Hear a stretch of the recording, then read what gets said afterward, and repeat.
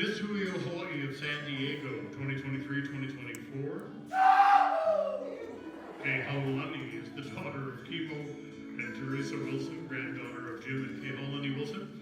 She is currently in her first year of college in Southwestern Community College, majoring in nursing. Kay Haulani's goal after 2 years will be to transfer to UCSD with a major in nursing and study in anesthesiology.